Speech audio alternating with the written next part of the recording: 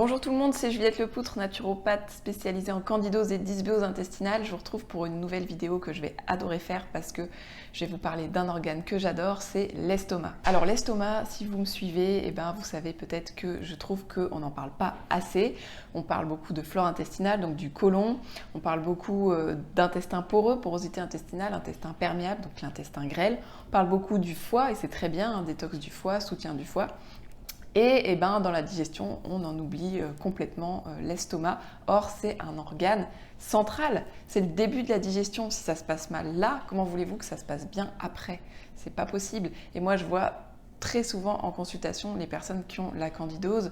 Il y a un travail à faire sur l'estomac. Il faut le soulager ou il faut l'accompagner avec des compléments alimentaires, mais il y a souvent un souci au niveau de l'estomac. Donc c'est important que vous en ayez conscience et puis que vous vérifiez dans votre hygiène de vie qu'il n'y a pas des choses qui agressent votre estomac. Et des choses qui agressent l'estomac dans l'hygiène de vie, on va dire, de notre société, il y en a beaucoup. Il y en a beaucoup et souvent l'estomac il souffre en silence, c'est-à-dire qu'on lui fait du mal, il dit rien, ou en tout cas les symptômes de son dysfonctionnement, ils ne sont pas visibles au niveau de l'estomac et du coup on ne le voit pas, on n'y pense pas. Les symptômes que vous allez avoir, notamment quand l'estomac ne fonctionne pas bien, c'est des carences. Parce que si l'estomac ne sécrète pas assez d'acide chlorhydrique pour digérer correctement, toute la digestion après, elle n'est pas bonne. Et du coup, vous assimilez mal le fer, la B12, le zinc, les oméga 3, j'en passe et des meilleurs. L'assimilation n'est pas bonne, vous allez être fatigué, vous pouvez être carencé en fer alors même que vous mangez des protéines animales. Donc vraiment, c'est un point super important. Encore une fois, c'est le début de la digestion. Il va sécréter de l'acide chlorhydrique. Et s'il n'y a pas l'acide chlorhydrique, après, toute l'assimilation derrière, elle n'est pas bonne. Les sorties d'enzymes intestinales, pancréatiques et de la bile ne vont pas bien se faire s'il n'y a pas d'acide chlorhydrique dans l'estomac. C'est une espèce de cascade, de relation en chaîne.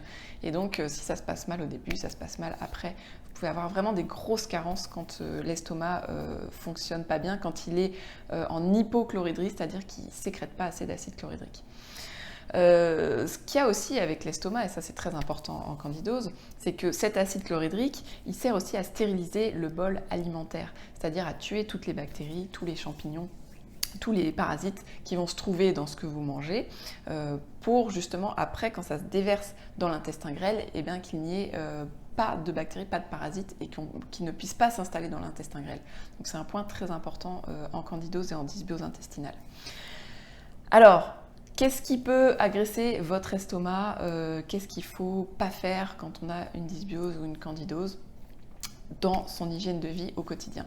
Il faut arrêter le café, le thé, le chocolat, l'alcool qui vont être des gros agresseurs de la muqueuse stomacale. Donc ce qu'on voit souvent, c'est des gens qui boivent beaucoup de café ou en tout cas trop de café par rapport à leur système digestif, leur estomac qui au bout de plusieurs années ne le supporte plus. Alors souvent il n'y a pas que ça. Souvent, il y a aussi du stress. Des personnes qui vont être très stressées pendant plusieurs mois, plusieurs années, ça va vraiment impacter l'estomac parce que l'estomac, il est connecté au nerf vague, ce gros nerf qui descend du cerveau et qui traverse tout le système digestif. Et l'estomac, il est très très connecté au nerf vague, très très connecté à l'état nerveux. Donc si vous êtes quelqu'un qui est très stressé, ça va vraiment impacter l'estomac si c'est un stress chronique et qui dure. Et alors le troisième sujet qui va impacter vraiment l'estomac et que je vois tout le temps en consultation, c'est les troubles du comportement alimentaire. Anorexie, boulimie, quand on fait des compulsions alimentaires, qu'on mange des grosses quantités, des gros repas, on va vraiment fatiguer l'estomac. Ou tout simplement l'habitude de manger trop pour se caler, pour manger ses émotions. Ça, c'est aussi un trouble du comportement alimentaire. Et l'estomac, il ne va pas du tout aimer avoir une quantité beaucoup trop importante à digérer. Ça va détendre cette poche qu'est l'estomac et il va avoir des grosses difficultés à digérer tout ça. Et si vous faites ça souvent, ça va vraiment le fatiguer. Mais l'autre trouble du comportement alimentaire que je vois très très souvent, c'est le grignotage des personnes qui ont grignoté beaucoup pendant plusieurs années.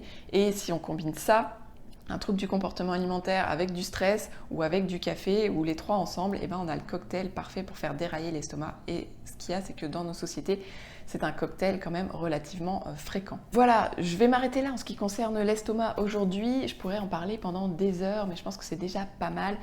Prenez bien conscience que votre estomac, c'est pas juste une poche, qu'il faut en prendre soin. Et si vous avez une addiction au café, si vous avez des troubles du comportement alimentaire ou beaucoup de stress, il faut agir là-dessus pour aider vraiment votre estomac si vous êtes en protocole candidose ou si vous avez une dysbiose, et même si vous êtes en bonne santé, parce que sinon l'estomac va le payer à un moment donné. Voilà, j'espère que cette vidéo vous a aidé. Si c'est le cas, vous pouvez mettre un petit like. Vous pouvez me retrouver aussi sur le blog, sur les réseaux sociaux ou ici sur ma chaîne. N'hésitez pas à vous abonner si ça vous plaît. À très bientôt et courage si vous avez actuellement une dysbiose ou une candidose intestinale.